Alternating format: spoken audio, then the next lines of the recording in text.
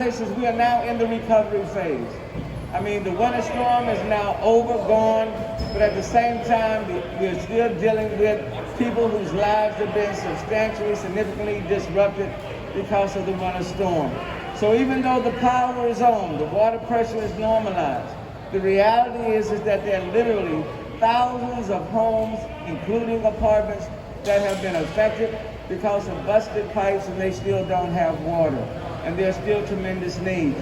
Even as this event is taking place, there are other city employees, council member Tasha Jackson and others who are not that far away at an apartment complex where there is no water because of the busted water pipes.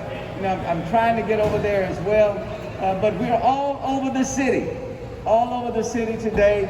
It could not happen without the volunteers, the spirit of Houstonians, again, stepping up.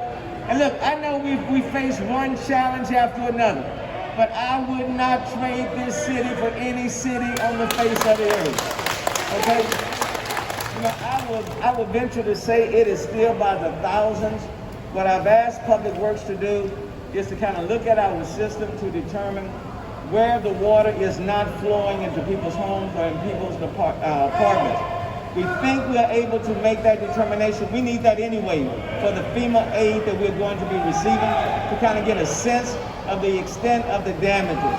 But I think we're still talking about in this city, I think we're talking about probably into the tens of thousands, that people with busted water pipes and literally are in their homes or in their apartments. Let me put it this way. Licensed plumbers, materials, and supplies are literally needed all over the state of Texas. So it's not like you can pull from Austin or pull from San Antonio. I was just on the phone call this morning with Mayor Adler out of Austin and Mayor Ron Newberg out of San Antonio. We're all facing some of the same issues.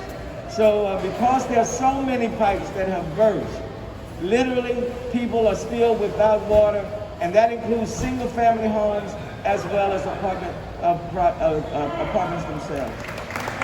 My name is Rick Lord. I'm a business agent with the Plumbers Local, and like the mayor said in his speech, one of the issues that we're having, we have manpower and a lot of people are working, but we're having trouble with materials.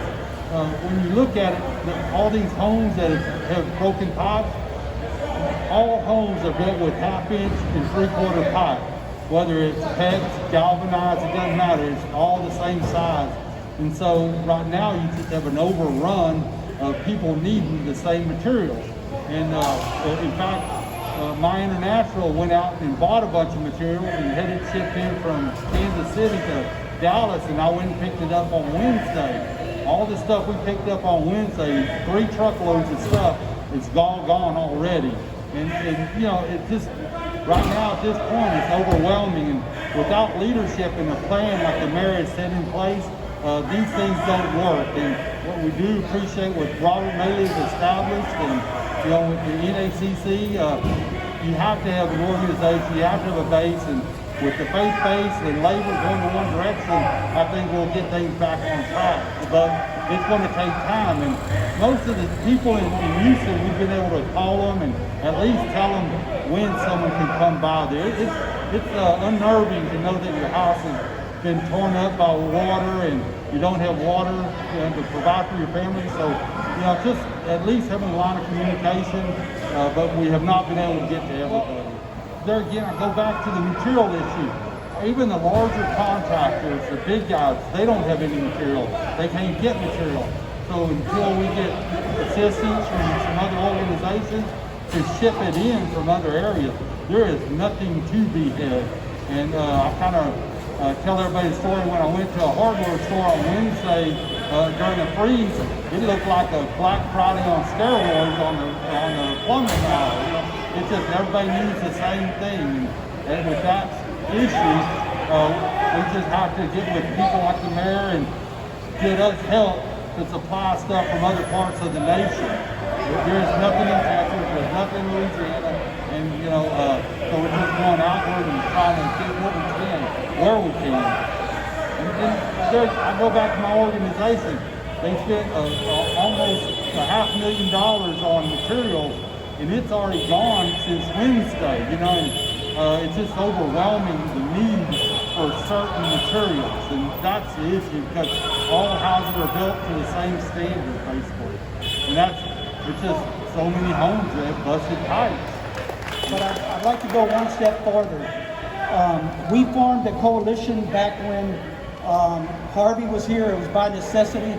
It was not only organized labor, but again, like the mayor said, the faith-based organizations. We formed a strong bond with the National Association of Christian Churches, organized labor in the city.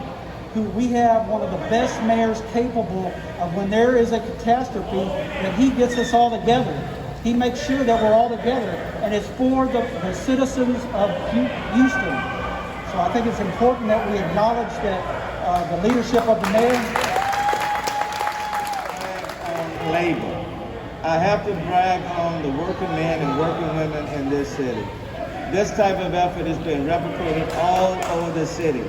The plumbers union, literally, they are all over the city helping people that don't have the means. I can't say enough for the plumbers union in this city. Can't say enough for the Teamsters in this city. Can't say enough for AFL-CIO, the seafarers, the Communication Workers of America. This city is a city built on the backs of working men and working women. And let me tell you, when your back's up against the wall and you don't have the means, you can count on working men and working women to make that happen. I am so proud of labor and what you all are doing. So thank you all so very, very much. My solid waste workers, Carolyn Wright and my solid waste workers.